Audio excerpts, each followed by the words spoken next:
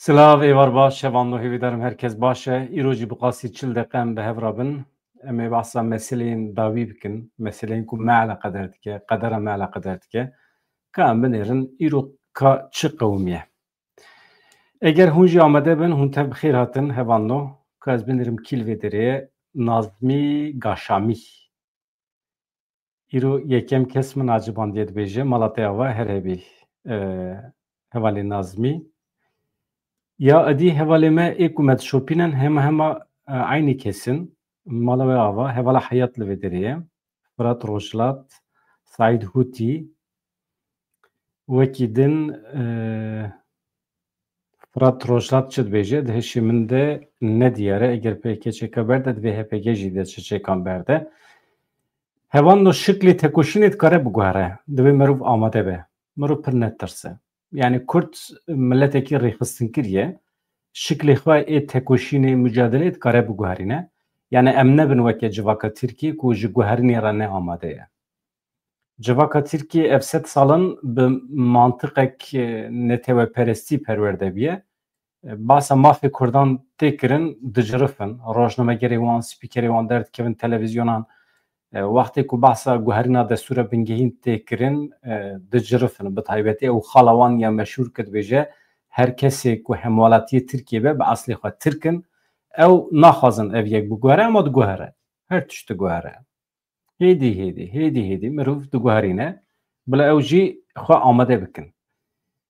Mecbûrin. Ne destê wan de ye. Tirkiye malê bavê wan ne, Tirkiye malê Kurdan e jî. Sûriye jî wisa. Sûriye hem ê Kurdan e hem ê Ereban e hem ê milletên din e. Ji bîr nekin a Sûrî, Ermen, milletên qedîm ê rojhilata navînin mafê wan jî divê were parastin. Hêzê wan ê çekdarî belkî tune be, şervanê wan belkî pir nebehêz bin, lê ev nayê manê ku ew bê parastin werin hîştin. Milletê Kurd ji aliyê çekdarî ve xwe bihêz kiriye. Xwedî taktîkên balkêş yên eskerî ne, xwe bi rêkûpêk kirine û divê bikaribin vê hêza xwe ji bo parastina Ermen û Sûriyan jî bikarbîne. Ev muhîm e. Yani ev wezîfeyekî me ye, erka me ye. Dijanjo Dinar Malatê ava Herêbî, Hemî Heval, Ecevît Gökalp, Ümit Agaz, erê. Hevan ez navê hemiye nexwînim, her hebin, gelek baş e, ji hebûna we dilxweşim û şam e, her hebin. Em bi çi dest pê bikin? Em biçin ez hema sernivîsê ku min nivîsandine ez zû bi zû ji we re bixwînim, em zêde wext wenda nekin. Niha ev meseleya qayûman herî dawî qayûm tayînê şaredariya wanê hate kirin. Niha li ser vê yekê tirs û fikara Kurdan ew e heye ku ev sîstem belav bibe, yani berdewam bike. Koma Dem Partiyê li ber avahiya parlamentoya Tirkiye daxuyaniyekê da xwest ku pêşniyaza qanûnê ya ku ev meseleya qayûm li ser şaredariyan pêk tîne bi qanûnekî vê yekê zehmet bike. Yani zû were rojava parlamentoyê dengdanekê pêk were. Yani êdî AKP li gorî dilê xwe nikaribe qayûman tayîn bike ama paranî li parlamento ji ber ku destê AKP de ye hinek zehmet e. Ama dîsa jî mirov dibêje belkî însanên xwedî wîjdan hebin. Belkî dengên erê bikarbînin. Yani ji bo qanûn derkeve. Sezayî Temelî, Serokwekîlê Koma Dem Partiyê û hin parlamenterên din em Partiyê Dem Partiyê li dijî vê qanûnê daxuyaniyekî belav kirine. Yani qanûna ku dikare qayûman tayîn bike. Yani li dijî vê daxuyanî dane. Welhasıl bang li Numan Kurtulmuş dikin Serokê Meclisê jê dixwazin ku înisiyatîfekî bigire destê xwe, goh nede partiya xwe li gorî qanûnê meclisê tevgere û pêşî li vê yekê bigire. Yani ev daxwaza wan e, nûçeyekî dirêj e, îjab nake ez ji we re hemî bixwînim ama divê banga me ji bo Kurtulmuş ew e, hêzên ewlekariyê her cara ku qayûm têne tayîn kirin, tundiyekê mezin li gelê me dikin, li kesên ku hatine hilbijartin dikin, herî dawî jî êrişekê mezin birin ser şaredariya wanê. Dîmenên gefa li serokwekîla me a Komê bi Rêzgulîstan Kiliçkoçgît û êrişa li dijî wekîla me, wekîlên me yên din, divê ev ne başe divê hûn bikaribin müdaxale bikin. Yani dipirse yani hûn plan û projeyê we çi ne? Hûn ê çi bikin li dijî vê mesela qayyûm li dijî van êrişên ku AKP artêşê bikartîne, hêzên polîs bikartîne û êrişê ser me dike. Yani pirsnameyekî ye dixwaze divê hûn çi dikin. Balafirên dewleta Tirkî dîsa êriş birin ser çiyayê Metînayê, herêmên parastinê ên medyayê li gorî agahiyên ku ji herêmê hatine bidestxistin elbet. Di saetên vê serê sibê zû de balafirên destpêkê, balafirên dewleta Tirkî pêşî çiyayê Metînayê sê cara dan ber bombeyan. Saet tam 8:30 bû. Gundê Guherzê, Bilavê ê Amediyê a bi serdohekê tam 2 caran hatin bombebarkirin. Her wiha balafirên artêşa Tirk di saetên derdora dehan de jî yani 2 saet pişta gundê Sergelê, Guherzê, Bilavê 4 caran dane ber bombeyan. Li herêmê li bû tevgera balafiran dewam dike. Di derbarê ziyanan de zirarê ku gihîştine herêmê de agahî nehatin destxistin. û em dibêjin hêzên girîla zirar nedîtine. Niha li bû tevgera Daişî heye li herêmê. Komekê çeteyên Daişî li gundê Duracî ya bi ser navçeya Xurmatû êriş birin ser sê şivanên gund. Piştî ku hêzên pêşmerge li hawara şivanan çûn, her sî jivan ji destê Daişî hatan rizgarkirin. Li gorî agahiyên ku çavkaniyekê taybet dane ajansê, bawer dikim ajansa Rojnewsê, vê sibê li gundê Duracî ya bi ser navçeya Xurmatû a girêdayê îdareya Germiyanê, komekê çeteyên Daişî ji 6 kesan pêk dihat êriş birine ser sê şivanên bê parastin ên gundiyan. Şivanan li ber xwe dane, kesên li derdorê xeber dane pêşmerge û hêzên pêşmerge jî hatine hawara wan û her sî şivan rizgar kirine. Ev çi nîşan dide ku hêzên Daişî di nava tevgerê dane, dibe ku ev provokasyonekî dewleta Tirkiye be, di pişt Daişî de ez tim dewleta Tirkiye digerim. Ew e. Wekî din li Iraqê jî hêzên Iraqê li hember Daişî operasyonekê de nedestpêkirin. Hêzê Iraqê pir nepaqijin ya. Li Kerkûkê êriş birin ser wan cotkarên Kurd. Dîmenên pir hovane hebûn. Li ser vê jî nûçeyekî me heye. Pir balkêş e. Yani Iraq çima dikeve nava hereketekî bi vî şeklî. Yani ez wî jî bi dewleta Tirkiye vegirê didim. Hakikaten li rojata navîn lingê Kurdekî li kevir keve û bizanibin ji dewleta Tirkiye. Yani ez wisa dibînim.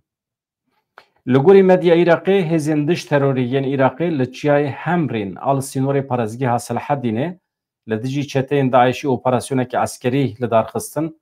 Gelek stargehên çeteyan hatin tunekirin. Li gorî aynî çavkaniyê hin çeteyên Daişî di encama operasyona li Diyalayê de jî hatine girtin. Di derbarê hejmara çeteyên hatine girtin de agahî nehate bidestxistin. Wekî din li Fasê jî Megreb yani Maroko li wê derê jî li hember Daişî operasyonekî hatiye destpêkirin. Daîş li wê derê çi digere, armanca wî çi ye, ew jî meseleyekê dine. Desthilata Megrebê ya Fasê ragihand ku planeke mezin a çeteyên Daişî hebiye, ev plana wan hatiye têkbirin. Çavkaniyên herêmê dan zanîn ku plan ji aliyê serçeteyê Daişê yê li herêmê Perava Afrikayê yani herêma Perama Afrikayê li wê derê Daîş di nava hereketê de ye. Bawer dikim tevgera Daişê li herêma Perava Afrikayê xwe kiriye û ew di nava hereketê de ye. Çi ye mesele? Çima li wê derê xwe bir rêk û pêk dike, ew jî meseleyekî dine. Hevano dengê min tê wê baş e yani. Ka ji me re binivîsîn ji bo ez emîn bim. Deng hebe ez hemek bidomînim. Ev hevdîtina Mesrûr Barzanê ya bi heyeta İmralî re hebû îro li Hewlêrê di derbarê wê de hin encam hene dixwazim ragînim. Her wiha tiştê ku em pê hesiyane Rêzdar Abdullah Öcalan bi kîjan şeklî peyam ji Mesûd Barzanî re şandiye. Beriya du rojan heyeta İmralî hevdîtin pêkanî bû bi Mesûd Barzanî re. Gelo name şandiye, dîmen şandiye em vê jî bu ara parve bikin. Deng baş e geleka mala we ava. Li Rojhilatê Kurdistanê tiştên ecêb çê dibin, bavekî keça xwe kuştiye, yani hêzên Îranê êriş dikin ser Kurdan, jinê Kurdan qetil dikin, ev têr nake, îjar mantıqa ku di nava Kurdan de bicih biye, li ser navê namûsê, li ser navê meseleyên civakî, li ser navên meseleyên cuda, êdî jinan qetil dikin. Yani evan no, ev meseleya ez pêşîn û çê jora bixwînim, rêxistina mafê mirovan ya Kurdistanê ragihand ku jinekê Kurd ya xelkê Kîrmanşanê ji aliyê bavê xwe ve kerî hatiye qetilkirin. Ev rêxistina mafê mirovan radgihîne ku jinekê Kurd bi navê Seyzade Dinya Hesenî 24 salî ye, xelkê gundê Biryexan a ser dala Ho a Kîrmanşanê ye, ji aliyê bavê xwe ve hatiye kuştin. Bavê wî Seydullah Hüseynî. Bûyer ji ber sedemeke civakî, yani dibin navê şerefê de. İnsanên ku keça xwe bi kîjan armancî dibe bila bibe qetil bike, ji xwe şerefa wî tune ye, îja ji bo şerefê qezenç bike radibe keçikekî 24 salî qetil dike. Divê em bizanibin, hin bûyerên civakî ku carnan keçên yani jin di nav dane, li Avrupayê li deverên din ên cîhanê dibin sedemê şahiyê, ama li hin deverên din ên cîhanê jî dibin sedemê sûç.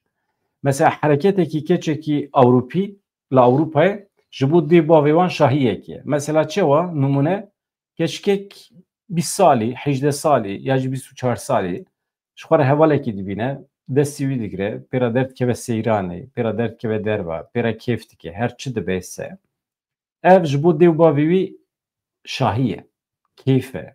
Kêfa wî tê ku keça wî ji xwe re camêrekî dîtiye ya jî kurê wî ji xwe re keçikek dîtiye û bi hev re wextên xweş derbas dikin, ev ciyê şahî ye, ciyê kêfxweşiyê ye. Mesela nabe sûç. Bifikirin li piraniya cîhanê wisa ye, li Asya wisa ye, Çînê, Japonyayê, li Amerîkayê, Latin Amerîkayê, lê heta li Hindistanê pir deveran ev sedemê şahî ye. Yani ne sûç ye. Ama binêrin li Afganistanê, li Îranê, belkî qismekî Kurdistanê, ev hereketa ku li deverekî din sedemê şahiyê ye, ew dibe sûç. Êka werin hesab bikin. Ne tenê sûç dibe sedemê kuştinê, dibe sedemê rejîmkirina wê keçikê jî. Wana bûyerên hovane ne, em jî dixwazin civaka me êdî pêşkeve, van meseleyên namûsê, meseleyên civakî êdî dayînin aliyekî, însanan azad rihet berdin. Wextê ku azadî ciyê azadiya jinê hebe, heqê tu mêrekî tune li ser wî hukm bike. Yani ne rast e. Wextê ku tu di wexta xwe de tu bixwazî tecrübeyê xwe bi zarokê xwe re parve bikî, şîret bi wan bikî, tu bixwazî li gorî urf û adetê xwe mezin bikî, bike. Ama wextê ku te nekarî bikî, divê tu rêz û hurmet nîşanê wê keçikê bidî, nîşanê îradeya wê bidî. Yani tu nikarî. Tu nikarî bibî sedemê kuştina wî. Va mesela ez bawer dikim hemî hevalên ku li me temaşe dikin li ser vê meseleyê em hemfikir ne wisa. Yani piştî vê emrê herhalde ji ber meseleyê namûsê em ranabin, zirar nadin gencê xwe. Yani eger îtirazekî heye ji me re bêjin. Yani mesela meseleyên civakî û meseleyên namûsê de ez dixwazim ez bi we re hemfikir bim. Em hinek li gorî medeniyeta îroyîn em hinek tev bigerin baş dibe. Ka çi dibêjî kevneşopî erka zilamê paşverû di civaka Kurd de pirsgirêkekî mezin e. Rast e ama mesela tekoşîna ku ev çil pêncî sal e em di nav dane li hember dewleta Tirkî, her wiha ji bo guherandina mantıqa civakî ya Kurdan jî gelekî giring bû. Meseleyên olî, meseleyên mezhebî, meseleyên civakî, meseleya namûsê, meseleya azadiya jinê, ev hemî ji me wetirê gav bi gav hal bûne, çareser bûne. Bi qismî çareser bûbe jî, rast dibe jî, hê jî problemekî ye. Problemek ciddî ye. Ez dixwazim em van aliyê de hemfikir bin. Yani tiştekî ku ji bo ciwanan li deverekî din sedemê şahiyê be, weke tiştekî baş were dîtin, li deverekî din ê dunya jî divê weke sûç neyê dîtin, bi taybetî li welatê me. ام نخوازن ولات ما بکه نوا تاریتی روشت نوین ببه افغانستان ببه وکی ایرانه. ریخستنا ما فی مروانیا کردستانه وکی دن تشتکی دنجی را گهاندیه. evjî komeleya mafê mirovan ya Kurdistanê ye dibêje hêzên ewlekariyê heft çalakvan û mamosteyên Kurd vexwendine dadgehê. Ev li Îranê ye. Zextên rejîma Îranê yên li Rojhilatê Kurdistanê yên li temamê Îranê li ser Kurdan dewam dikin. Rêxistina komeleya mafê mirovan ya Kurdistanê ragihand ku hêzên ewlekariyê bang li heft mamosteyan kirine. Her wiha di nava wan de çalakvanên civaka sivîliyên Kurd jî hene bang li wan kirine birine dadgehê çi ye? Her heft kes bi hinceta tekdana asayişa giştî. Yani asayişa giştî ya civakê tek birine qaşo ji bo şaxa duyem ya dozgeriya giştî li bajarê Sinê hatine vexwendin. Nehatine vexwendin bi darê zorê birine wê derê. Ez navê wan jî ji wara bêjim ji bikeve qeyda kesê ku birine mehkemê Zara Mehemedî, Fatîme Zendkerîmî, Zorab Celalî, Kemal Fekuryan, Muxtar Esedî, Cemal Esedî û Cemîl Emînî. Ev mamoste ne. Wekî din yek ji keçên Kurd ku îro cezayê îdamê lê hatiye birîn Pexşan Ezîzî li İtalya mesela mafê welatîbûnê girt ji ku derê ji şaredariya Floransayê. Ev jî tiştekî gelekî baş e. Şaredariya Floransayê û welatîbûna Rûmetê de ye Pexşan Ezîzî. Ev jî dîsa meseleya ku mijara pêşkêş kir aynîsî ye. Eyn weke dişibe hev. Yani li deverekî xebatên ku Pexşan Ezîzî kiriye sedemê Rûmetê ye. Tu welatîbûna Rûmetê didê li deverekî din ê cîhanê li Îranê jî dibe sedemê kuştinê. Dibe sedemê îdamê. Bifikirin. Yani ev nakokiye di navbera civakan de, mantalîte, mantıkan de eger biguhere wê demê ancak medeniyet şaristanî dikare bi cih bibe di nava wan civakan de. Kampanyaya azadî ji bo Pexşan Ezîzî ragihand ku şaredariya Floransayê la İtalyayê welatîbûna Rûmetê daye Pexşan Ezîzî ku ji alî Îranê ve bi cezayê darvekirinê hatiye cezakirin. Di daxuyanî de hate ragihandin biryar bi piraniya dengan a Meclîsa Şaredariya Floransayê ve hatiye wergirtin. Rojnamevan aktivîsta Kurd e Pexşan Ezîzî ji alî dadgeha şoreşê ya Tehranê ve roja 23 tîrmeha 2024 bi cezayê darvekirinê hatiye cezakirin. Heştê çile jî dadgeha bilindiya Îranê biryar erê kir. Herkes li bendê bû ku dadgeha bilindiya Îranê ev cezayê îdamê betal bike. Ama nekir. Niha kampanyayekî heye di qada navnetewî de ji bo ku ev ceza şûnva weregirtin. Werîşe Muradî jî ev jî keçekî me Kurd e. Her du jî li Rojavayê Kurdistanê mane di tekoşîna li hember Daişê de xebat meşandine. Yani aktivîst. Yani aktivîst.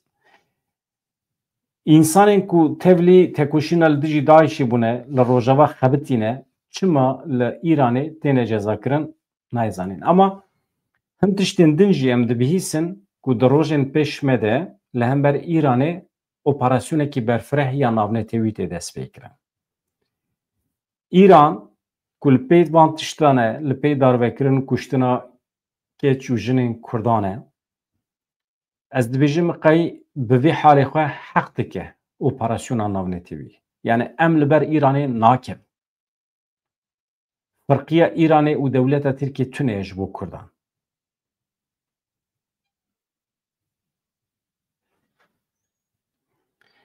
Yani bi vî şekliye niha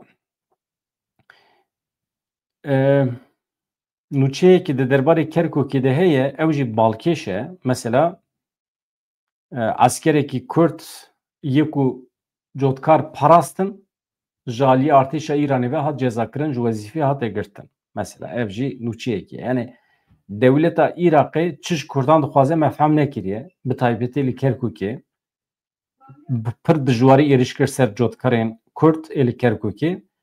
İjar askerekî bi navê Serheng Reber Mizûrî müdaxale kiribû, müdaxaleyên askerên Iraqê kiribû.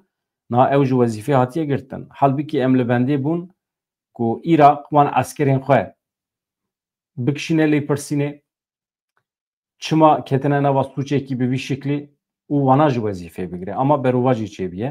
Eger artêşa Iraqê qasê ku em pê hesiyan ama çi qas rast em nizanin li Iraqê dibêjin kesên ku ev êriş pêkanîne li dijî cotkarên Kurdan hatine tespîtkirin û cezakirin. Ama ez hîn jî îqna nebûme rastî nûçeyekî bi vî şeklî jî nehatim. Eger werin girtin jî werin cezakirin jî ez dibêjim qey ew werin berdan. Yani ez hîn îqna nebûme. Ji ber ku di nava hikûmeta Sudanî de dijberiyekî Kurdan heye. Hikûmeta Sudanî ya Iraqê niha dibin tesîra dewleta Tirkiyeyê de ye. Dostaniya wî û Tayyip Erdogan gelekî pêş de çûye. Niha li ser firotina petrola Kurdistanê jî dewleta Iraqê hewl dide bi Tirkiye re li hev bike. Ev jî xebatekî dewleta Tirkiyeyê ye. Niha li Iraqê dimeşîne.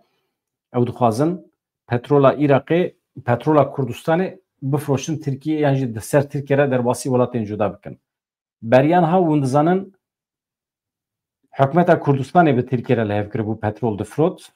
Lê paşê dewleta Iraqê müdaxile kir, firotina petrolê da seknandin. Niha Tirkiye dîrekt rast bi Iraqê re dixwaze bike bi nava vî bazariyê.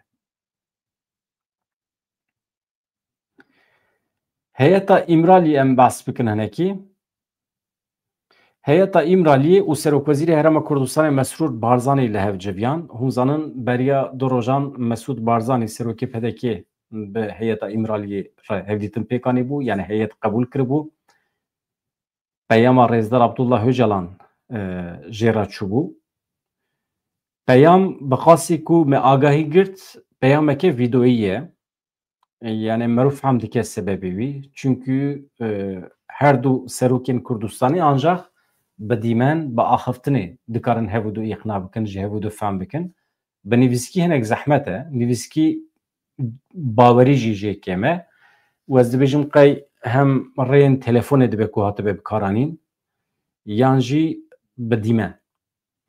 Peyama bi dîmen ez dibêjim qey her kesî temaşe nekiriye, tenê Mesûd Barzanî temaşe kiriye. Tiştê ku se heye. Piştî wî Heyeta İmralî derbasî Silêmaniyê bû. Bi Bafıl Talebanî re, Qubat Talebanî re hevdîtin pêkanî. Wan her duê jî piştgiriya xwe ya ji bo pêvajoyê beyan kirin. Paşê Nêçîrvan Barzanî ji Mûnihê vegeriya Hewlêrê. Heyet ji Silêmaniyê dema ku hevdîtina xwe xilas kir çû Hewlêrê. Li wê derê bi Nêçîrvan Barzanî re jî rûbrû hevû du dîtin. Dirêj bi hev re axifîn, sohbet kirin, daxuyanî hatin dayîn. Nêçîrvan Barzanî jî li ser navê hikûmeta Kurdistanê yani jî Herêma Federal Kurdistanê piştgiriya xwe beyan kir. Xwest ku Partiya Karkerên Kurdistanê jî li gorî vê peyamê tevgere û çekandayîne rê û rêbazên têkoşînê ên cuda biceribîne. Ev pêşniyaza wî ye. Çünkü şerê ku ev 40 salan devam dike li Bakurê Kurdistanê gîştiye armanca xwe êdî rê û rêbazên têkoşînê ên cuda hene ku mirov dikare biceribîne. Yani ev pêşniyaza wî bû. Tabî pêşniyaza her kesiye ku êdî tabî xwezî dewleta Tirkiye müsait ba ku qet şer pêşî roja destpêkê çênebiya. Mantıqa dewleta Tirkiye wextê ku müsait be têkoşîna ji bo dawa Kurd û Kurdistanê elbet bi rêbazên demokratîk dikare bimeşe ama mantıqa dewleta Tirkiye çi qas müsait e em wî nizanin yan jî em dizanin ku ne müsait e jî. Serokwezîrê Herêma Kurdistanê Mesrûr Barzanî piştî hevdîtinê got Herêma Kurdistanê ji bo bidawîkirina şer amade ye ku her cure hevkarî piştgiriyê bide. Ev jî tiştekî baş e. Yani qasê ku em dibînin Rojavayê Kurdistanê, Başûrê Kurdistanê piştgiriyekî tam dane vê pêvajoyê. Ji Rojavayê Kurdistanê niha hê tiştekî pir zelal tune ye ama em zanin heyetê xwestibû derbasî Rojavayê Kurdistanê bibe ama ji ber meseleyên ewlekariyê neçû.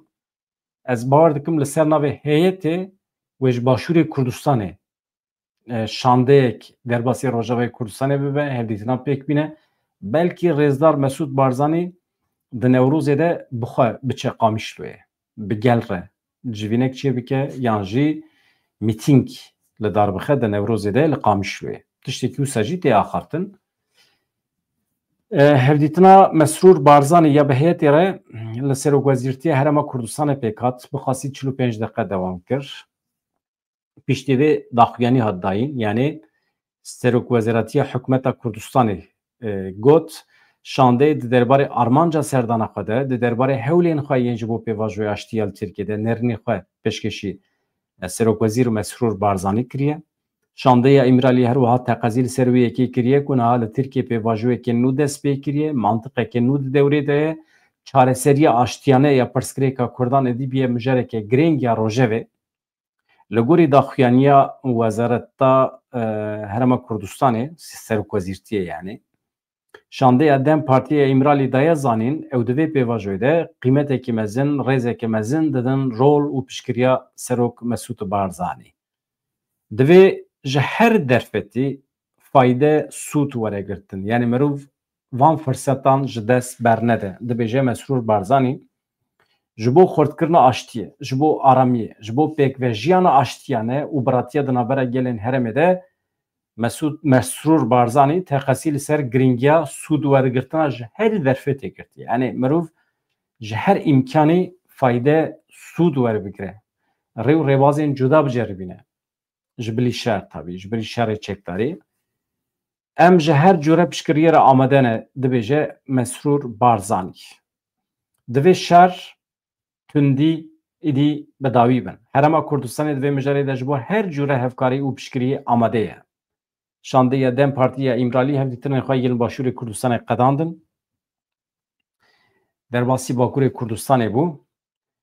Niha herkes li bendiyê ku heyeta İmralî piştî van hevdîtinên xwe yên girîng êdî biçe İmralî bi Rêzdar Abdullah Öcalan re hevdîtin pêk bîne. Naveroka van hevdîtinan ji Abdullah Öcalan re ragihîne û piştî wî jî êdî peyama ku dünya alem li bendê wê were. Peyama Öcalan wê di nava xwe de çi bihewîne? Ew ê bang li kî bike? Em zanin name şandin e. Li îja jî eger peyam were peyamek bi vîdeoyê ye.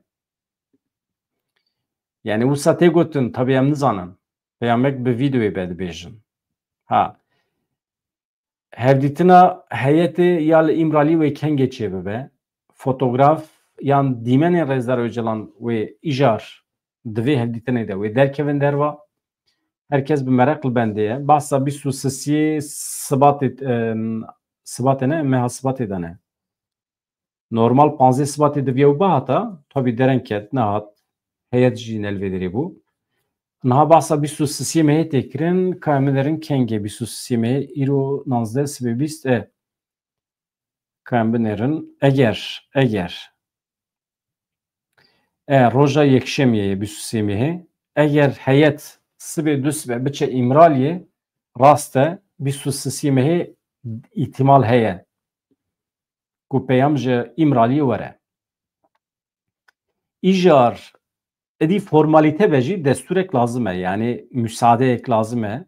Wezîrê Dadê yê Tirkiye Yılmaz Tunç beriya civîna Koma AK Partî bersiv da pirsên rojnamegeran di derbarê serdana nû ya li İmraliyê de.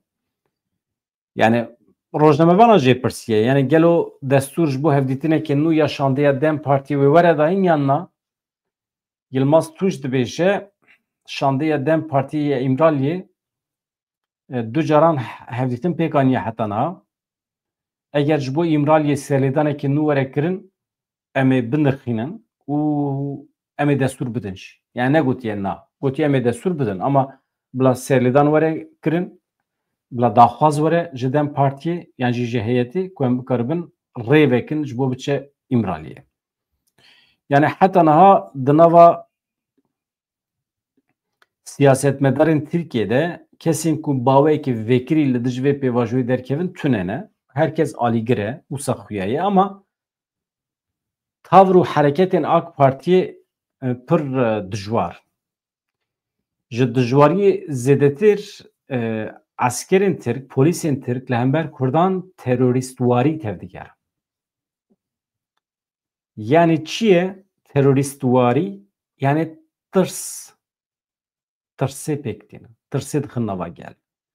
Mesela vakti işkence liyekî dikin, ew dixwazin ev işkence bibe emsal ji bo kesên din jî bibe numune bi vê tirsê kesê din dernekeve kolana nekeve nava hereketê.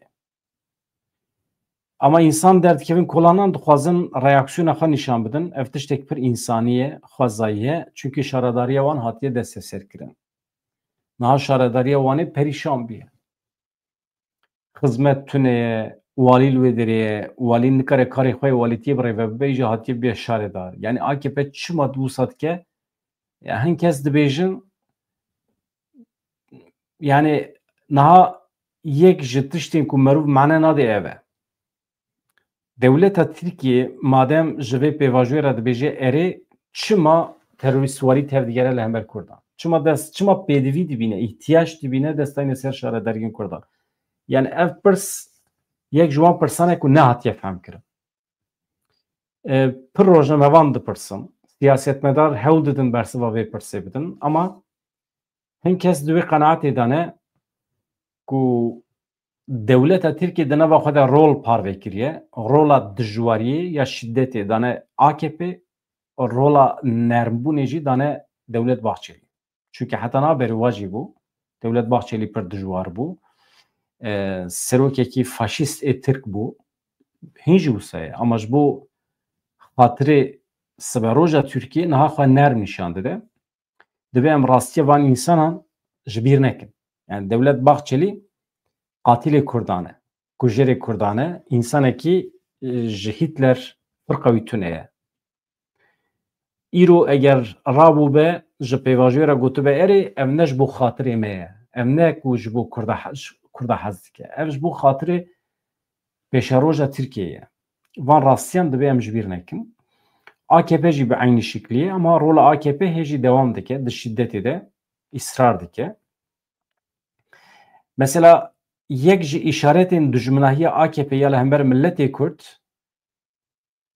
hemî partiyên li meclîsê, partiyên derveyê meclîsê vexandiye kongreya xwe.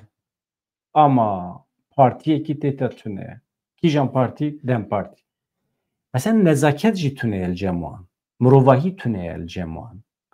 Ya partiye ku tu niha pêra diyalogê dayî, partiye ku sedî deh rayî digire ji Kurda davet nake kongreya xwe. Pir balkêş e. Heta me hekî berî jî çûn hevdîtin pêkanîn, destê hev girtin. Yani pîvanên nezaketê jî tune li cem wan. AK Partiye tam neh partî vexandin kongreya xwe. Lêbelê Dem Partî di nava wan de tune ye. Tune ye. Bila tune be. AK Parti 23 Sibatê li Enqereyê kongreya xwe ya heştemîn a mezin ya asayî li dar dixe. Ji bo kongrê neh partiyên siyasî hatine vexandin. Di nava partiyê ku hatine vexandin de partiya herî mezin sêyemîn partiya herî mezin ya li parlamentoyê Dem Partî têda tune ye, nehatiye vexandin. Wekî din çi dibêje ji 100,000 zêdetir kes beşdarî kongrê dibin, wisa hatiye plankirin. Ama rast e nerast e em nizanin. Kî hatiye vexandin? Hemî partî. Mesela BBP heye, CHP heye, DSP, MHP, Hudapar jî heye, İYİ Parti.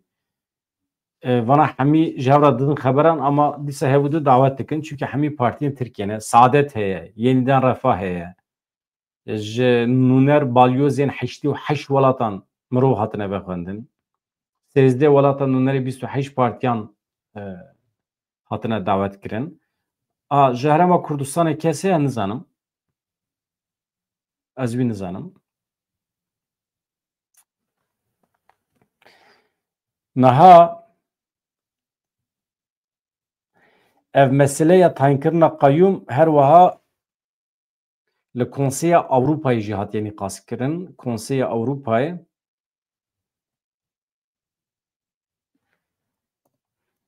ka ez vê dayînim ser ekranê. Ev jî muhîm e. Hevan Konseya Ewropayê bertek nîşanê tayînkirina qeyûm da.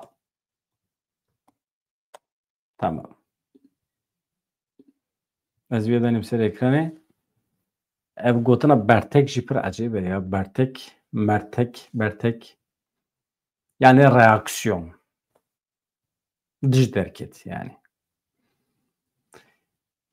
Mesele bi vî şeklî ez vê nûçeyê ji we re pêşkêş bikim. Raportörên Kongreya Rêveberiyên Herêmî û Xwecihî yên Konseyê Ewropayê David Eray bi xwe Swîsriyê her wiha Briony Rutkin ew jî ji İngîltereyê bertek nîşanên tayînkirina qeyyûm ya li ser şaredariya bajarê Waneyê dane. Dibêjin da ev daxuyanî wisa bi devkî jî nedane yani li ser malpera Konseyê Ewropê hatiye parvêkirin. Têda çi tê gotin şaredarê bajarê Mezeniyê Wanê endamê delegasyona Tirkiye Wanê Abdullah Zeydan berê demekî ji kar hatibû dûrxistin li şûna wî qeyyûm hate tayînkirin. Ev meseleyekî gelekî ciddî ye yani metirsîdar e yani endişe ye. Nabe ku were paşguhkirin dibe em li ser bisekinin. Konseyê bi bîr xisk û mazbataya Zeydan di nîsana 2024 de hatiye dayîn. Ev kiryara nû ya li dijî wî hatiye kirin xeleka dawî ya rewakirineke bi zanebûn û hesabkirî ye. Van her du berpirsyarên Konseyê Ewropayê çi gotine li Tirkiye di hilbijartinên 2024 de heta niha 10 şaredar ji kar hatine dûrxistin. Ev jî redkirina dengên 4 milyon hilbijêran e.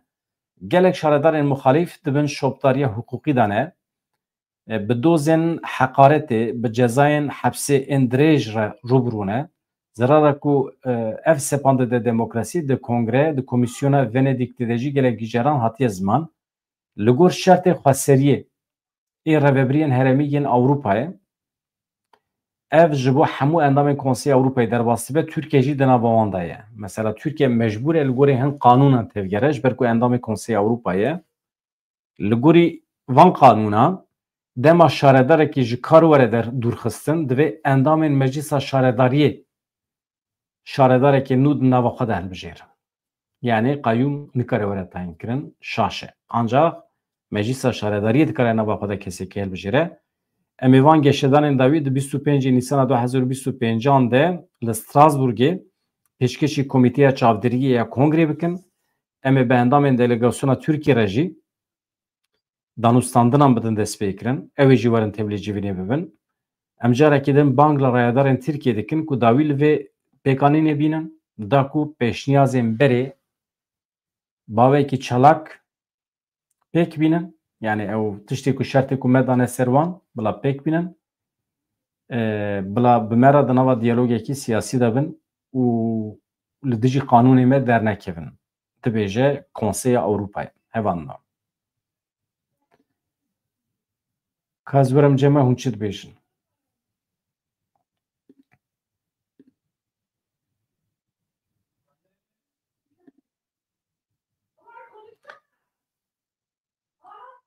Kamîl Tekdal çi wanê?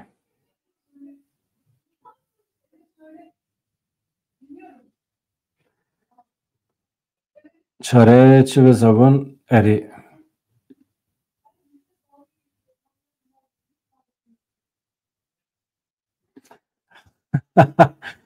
Erê dibê navê partî jî di nava beşdarên Kongreyê AK Partî de heba min ê dev ji Dem Partiyê berdaye.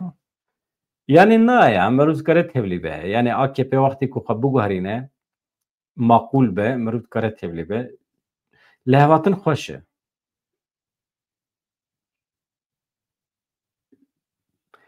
Lehvatin xweş e.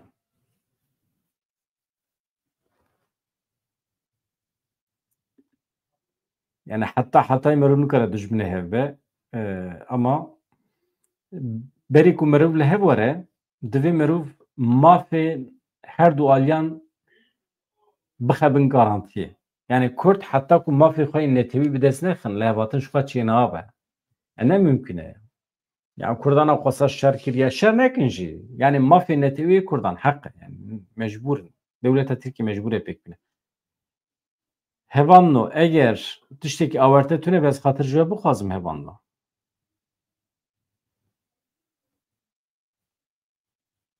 Tamam. Ez zîro 40 دقیقه me çêkir besê dibêjim ji xwe plana min jî ew bû sibê rewşên acîl eger çêbin ez bawer dikim ji Ewropê ve wê rewşê lezgîn derkevin holê ama bila tiştê xêrê be tiştên baş bin bi hêviya rojên xweş azad her hebin eger nîvê şevê saet neha da tiştên acîl çêbin ji xwe ez vê derê me ez ê bernameyên taybet çêkim ji ora saet nehê şevê eger ez bikim weşan hûn bizanin tiştekî awerte heye tiştekî acîl heye ez zû bi zû nakim weşanê ama saeta min a daîmî 6:30 êvarê ye ji bo tiştê acîl jî nehê şevê ye ka em binêrin belkî sibê êvarê em dengê gel çêkin sibê êvarê sibê pêşemê ne sibê em dikarin dengê gel çêbikin û ama hûn nayên tevlî nabin ya hûn çima nayên tevlî nabin ka werin tevlî bin divê mesela namûsê de fikrê xwe bînin ziman divê mesela guherîna civakî da yani şoreşa civakî çawa pêk tê mirov civaka xwe çawa dikare nûjen bike modern bike bigîjîne asteya medeniyeta mirovayî van tiştana de dixwazim hûn bifikirin û fikrê xwe bînin ziman